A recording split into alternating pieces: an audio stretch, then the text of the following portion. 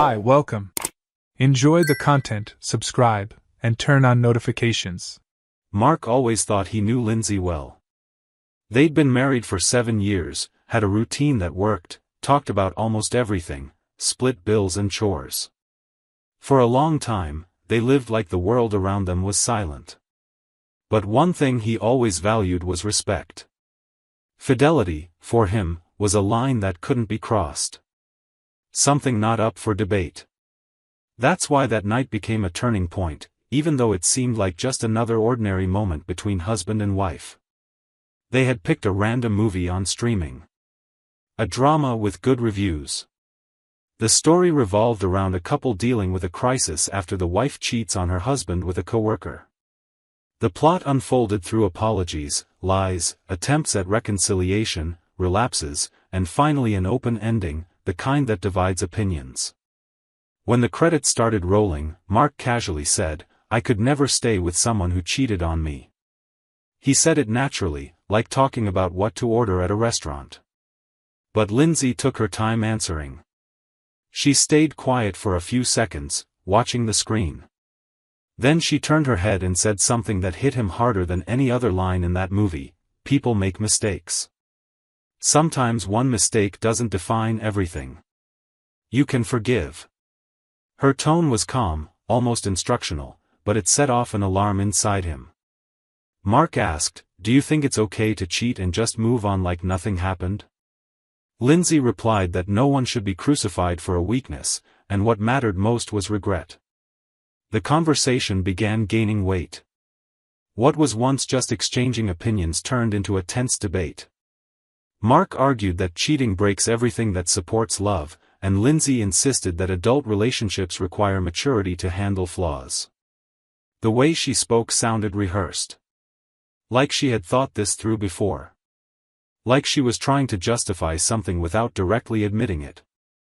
Mark stayed quiet for a few seconds, trying to understand what lay behind those words. Lindsay, sensing his discomfort, tried to soften things, saying it was just a different opinion and that they were talking about a movie, not real life. But the unease was already there. In the days that followed, Mark started paying more attention to his wife's reactions. Lindsay avoided closeness whenever he brought up anything sensitive. Sometimes, she changed the subject too quickly. Other times, she got upset over small things, as if her nerves were always close to the surface. She started leaving work later and taking longer to get home. She said she was overwhelmed, that her boss was on her case, that she needed time just for herself. Mark tried to believe her, but something inside him questioned every excuse. One night, he woke up in the middle of the darkness and noticed Lindsay in the kitchen, messing with her phone. He pretended to keep sleeping but memorized that image. Days later, she started staying up later, saying she needed to watch videos to relax, but kept her phone face down. Small behaviors, which once would have seemed irrelevant, began weighing heavily on suspicion. Mark wasn't a paranoid man. He never had the habit of snooping through phones, checking social media, or following his wife. But that conversation about cheating, combined with Lindsay's new attitude, felt more than coincidental. He started recalling loose phrases from her over the years. Coworkers she mentioned enthusiastically. Someone named Derek, who always sent messages at odd hours, whom she called funny but harmless. One day, while trying to decide what to do for the weekend, Lindsay suggested visiting a nearby town. Mark proposed another, even closer, with good restaurants. She refused too fast, saying she didn't have good memories from there. Her response was so automatic that he found it strange. He started questioning whether everything was really fine. He mentally reviewed his own actions, trying to remember if he did something that might have pushed her away. If some absence, some word spoken at the wrong time, could have caused any distance between them. But the more he thought, the more he felt the distance came from something she was hiding. Something that might have existed longer than he wanted to imagine. Mark started wondering whether their marriage was truly what it seemed. Whether that, he believed still existed. Deep down, the answer had already begun forming. But he wasn't ready to accept it yet. All he wanted at that moment was to discover the truth, no matter how painful it might be. Mark arrived home early because a meeting got cancelled. He parked in the garage, walked in, and immediately noticed a faint smell of smoke. In the living room, the fireplace was still warm. The fire had only recently been put out. The coals were beginning to cool, but heat still lingered, like a recent sign of something unresolved. Lindsay was upstairs. He heard footsteps in the bedroom, drawers opening, the zipper of a toiletry bag, like she was getting ready to go out. He went to the fireplace, crouched down, and saw bits of paper among the ashes. He carefully picked one up. It was a burned piece of a photograph. You could see part of a man's arm next to a light-colored dress. On the back, a scrap survived the fire, with a clear L at the end of the sentence. He recognized that handwriting. He stood there for a few seconds looking at the coals, saying nothing. Minutes later, Lindsay came downstairs dressed and ready, ran a hand through her hair, and said she needed to leave early for a work dinner. Mark wished her a good night and watched the door close with a sharp click. The silence left after she left was heavy. He went upstairs, opened his wallet, and quietly stored the piece of paper. His time of doubts was fading. The next day, he bought 3 small recording devices. He waited until nightfall and hid the gadgets when Lindsay fell asleep. One among books in the living room, another in the bathroom cabinet, and the third in an empty box in the laundry room.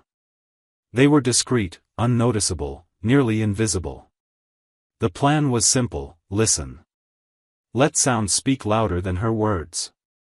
2 days of recordings passed with nothing important. Kitchen noises, her watching videos, voice messages to her friend group, background music.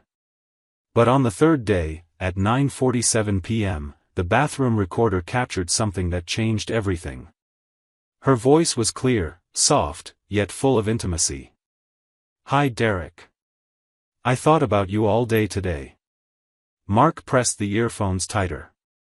Without realizing, he leaned back in his chair. "Of course I deleted the messages. Don't worry." Mark went to bed early, like always. Seconds of silence. Then she laughed. A laugh of someone completely at ease. "Yes, Saturday's still on. Same place as usual? That room downtown. Room 204, right?" She paused and finished, "My body is yours, Derek. You know that." Mark yanked the earphones off. He jumped up from the chair impulsively. Derek. The name wasn't unfamiliar. He was the coworker she occasionally mentioned, the funny guy at the office, the one who always helps when someone's late with a report, the one who jokes about everything. She laughed so much talking about him that Mark never suspected anything. He thought it was just typical workplace friendship. He went to his computer. Typed the full name, Derek Myers. He checked social media, LinkedIn, the company website. There he was. Friendly smile, blue blazer, a photo from a company event. And next to him, Lindsay, holding a wine glass, her head slightly resting on his shoulder in a pose far too casual for coworkers. The caption read, "Strong team, guaranteed laughs." Lindsay's like was the first one listed. He returned to the audio. Played it again, all the way through. She said she needed to be careful because Jessica, Derek's wife, had become suspicious. Mark closed his eyes, rubbed his forehead with both hands, and exhaled slowly. The feeling was a mix of anger, disappointment, and pain hard to describe. She called him love. Made plans. Had routines with another man. This wasn't just an affair. It was ongoing. They had a regular spot, a numbered room. A habit. Mark spent hours in silence that night. The recordings, the names, the images, her laughter, all of it formed a new reality. The woman he kissed every morning was living another life when he turned his back. A life that didn't include him. And in that moment, for the first time, Mark began accepting what he feared most: he had lost Lindsay a long time ago. He just hadn't realized it yet. Mark spent the entire night digging through everything he could find about Derek Myers. He read old posts, looked at party photos, analyzed social media comments, anything that might connect the two. The deeper he searched, the more he realized Derek and Lindsay's relationship was old and carefully built. She never told him about business trips with him, but Mark found an old post from Derek dated 7 months earlier showing a neighboring city, and in the reflection of a store window in the background, Lindsay's face. Small, but recognizable. A detail only someone very observant would catch. The next morning, without telling anyone, he took the day off. He typed Jessica Myers' name. He found the profile easily. Brown hair, serious gaze, few posts. A reserved woman. He sent a direct message saying he needed to talk about something important. She saw it but took time to reply. Only in the late afternoon did she accept the invitation. They agreed to meet at a discreet cafe outside the city center. When Mark arrived, she was already there. She didn't seem surprised. She greeted him with a short nod, as if she already knew why he was there. He got straight to the point. He told her he had discovered Lindsay's infidelity, mentioned Derek's name, and said he had recordings proving everything. Jessica sighed, pulled out a folder filled with documents and photos from her bag. She showed screenshots of messages Derek exchanged with Lindsay. Some were explicit. Others were full of codes and nicknames. Jessica also kept hotel receipts and one detail that twisted Mark's stomach: a photo of one of Lindsay's intimate garments, which she found in the trunk of her own husband's car. She explained that she had known everything for weeks but preferred to wait for the right moment to expose it. She was going through a quiet separation, gathering evidence, preparing to take everything to court. She said she didn't want scandals, just wanted to walk away with dignity and leave Derek no room to argue. Mark remained silent. It felt strange hearing someone else's pain echo so closely to his own. Two lives turned upside down by the same couple. He felt anger, shame, guilt for taking so long to see the truth. Jessica didn't cry. She spoke like someone who had cried enough and now only wanted to close a chapter. She handed Mark a copy of the evidence. Said it might be useful if he wanted to do the same. Before leaving, she touched his shoulder and said he could call if he ever needed to talk. But she also made it clear she didn't want to get involved in any drama. She was tired. He simply thanked her and stood there for a few minutes, staring at the papers. There was no room left for doubt. Now, all that remained was deciding what to do with it. He arrived home with dark circles under his eyes. Lindsay was on the couch watching TV, acting like nothing had happened. Mark walked in, went to the bedroom, and locked the door. He spent hours staring at the wall, mentally replaying everything he had heard, seen, and read. The recording of her saying, "My body is yours, Derek," echoed painfully in his mind. In the middle of the night, he went to the kitchen, grabbed a glass of water, and saw her phone light blinking on the table. It was a new message from Derek. He didn't open it. He didn't need to. That alone was enough. The next day, he waited for her to come home from work. Lindsay walked in with a calm expression, talked about traffic, mentioned something about a new coworker, and laughed to herself. Mark interrupted. He asked to talk. She was startled by his tone. They sat at the kitchen table. He started by saying he knew everything. That he had recordings, screenshots, testimonies. She tried denying it at first, saying he must be confused, that someone was trying to harm her. But as he mentioned dates, places, and names, she started trembling. She crossed her arms, looked away, and after a long silence, admitted there was no hiding it anymore. She confessed the affair with Derek. Said it started lightly, as a friendship that grew too close. She justified it by saying she felt invisible at home, that Mark seemed distant, too absorbed in work, and that Derek made her laugh and feel desired. Mark stayed quiet. She cried, but he saw no regret in her eyes. Just fear of losing the comfort of the life they had. What came next was worse. Lindsay admitted she also had encounters with 2 other co-workers. She said it wasn't intentional, but she got involved more than she should have and lost control. She said she felt ashamed, that she never planned anything, but let herself get carried away. She tried grabbing Mark's hand, but he pulled away. He stood up from the table, went to the bedroom, opened the closet, and started packing some things into a backpack. She followed him, pleading, saying she could change, that it was a mistake, that it was truly him she loved. He stopped, looked into her eyes, and said love can't survive hidden behind lies. He grabbed the backpack and left. He drove to a modest hotel and rented a room indefinitely. He spent the night wide awake, trying to understand how he got to that point. He woke up to a message from her asking for forgiveness. He didn't respond. He needed distance. What he felt wasn't just pain anymore, it was exhaustion. A desire to start fresh without carrying the weight of someone who destroyed trust like it was disposable. In the days that followed, he received more messages, including from people close to them. Some had suspicions, others were shocked by the news. Mark responded only when necessary. He didn't want advice or sympathy. He wanted silence. He wanted to stay away from the sound of her voice, the memory of her touch, the words she used with another man while sharing a home with him. The betrayal wasn't just physical. It was the building of a new, parallel life where Mark didn't exist. And now he needed to rebuild everything from scratch, including his own identity. A few days had passed since Mark left home.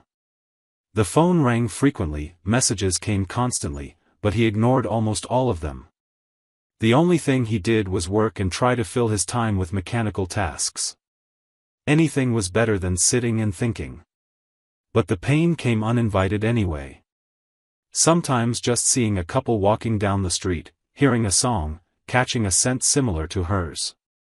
It was everywhere. In recent memories, in older ones, in the questions still repeating in his mind even when he pretended they weren't there. He tried convincing himself he had done the right thing. And he had. But that didn't make the process any less cruel. He returned home only once, briefly, to pick up documents and clothes. He had warned her he'd stop by quickly. When he entered, everything seemed quieter than before. Lindsay wasn't there. On the kitchen table, there was a folded letter with his name handwritten on it. For a moment, he considered throwing it away unread, but something stopped him. He picked it up, put it in his pocket, and finished gathering what he needed. When he opened the bedroom closet, he found his clothes still neatly organized, as if she were waiting for him to come back any time. He zipped the suitcase, looked around one last time, and left. Back at the hotel, sitting on the edge of the bed, he decided to open the letter. It was only one page. Lindsay wrote that she had requested a transfer to another department at work, that she was considering moving apartments, that she no longer saw any reason to stay in the same environment where everything happened. She said she felt shame, regret, that she never intended to hurt him that way. She ended by saying she understood if he chose to move forward without her, but that deep down, she truly hoped one day he could forgive her, even from afar. He slowly folded the letter and placed it back in his backpack. He didn't respond. He felt like any reply would only open new doors to conversations he no longer wanted to have. What they lived together was already buried. The problem was, grief doesn't disappear instantly. It comes in waves, flashes, silences too long to ignore. He started avoiding places they used to frequent together. Changed his route to work, stopped visiting the same restaurants. Even switched his gym schedule. It wasn't fear of running into her, it was exhaustion from reliving everything. One day, during lunch, a colleague commented on marriage and casually asked how Lindsay was doing. Mark simply said they had separated, without giving details. The colleague fell silent and changed the subject. He realized that kind of conversation would probably become common for a while. And he was ready for that. He owed nobody explanations. One night, while returning to the hotel, he parked his car in front of a park. He stared at the city lights in the distance. He remembered bringing Lindsay there for the first time, early in their relationship. She was afraid of the dark, held his hand tightly. She said he was her safe harbor. And he believed her. They spent years trying to build a life around that promise. Now it sounded like a cruel joke. What hurt the most wasn't the betrayal itself, but breaking everything she once said. Knowing that, at some point, she looked him in the eyes and lied without hesitation. The following week, he scheduled a meeting with a lawyer. He spoke little but was straightforward. He said he wanted to resolve everything quickly. He was willing to give up things he once insisted on keeping. He didn't want to fight over furniture, cars, possessions. He wanted peace. The lawyer understood and started organizing the paperwork. When it came time to inform Lindsay, she responded with few words. She said she understood and would sign everything without contesting. That officially marked the end. A clean end, but full of invisible scars. On a random Sunday while having coffee alone, he received a message from an unknown number. It was from Lindsay's mother. She said she was sorry for what happened, that she still considered him family, and despite everything, wished him happiness. Mark responded politely. It felt strange receiving kindness from that side. But it was also a reminder that even when someone fails, the world keeps turning. People get hurt, others learn, some leave. And some are left with the wreckage. That same day, he decided to go for a walk. He left his phone at home, put on a light jacket, and walked for almost an hour. For the first time in a long time, he took a deep breath and felt something inside him begin to shift. There was still pain, still uncertainty, but there was also a new space opening up. A space where he could rebuild himself. Far from her voice. Far from broken promises. A space that belonged to him alone. And it was there, sitting on a random bench, watching people come and go, that he understood something simple yet profound: love needs to come with truth. When truth leaves, love becomes just a painful memory. And sometimes, to save yourself, you have to accept that you can't save the other person. Suspicious of your wife or daughter-in-law? Don't go through what we saw in the video. Check the link in the comments and get the ebook with valuable tips and investigator-approved sites to clear your doubts. Thank you for watching the video. If you enjoyed it, don't forget to subscribe to the channel and turn on notifications so you won't miss any updates. See you next time.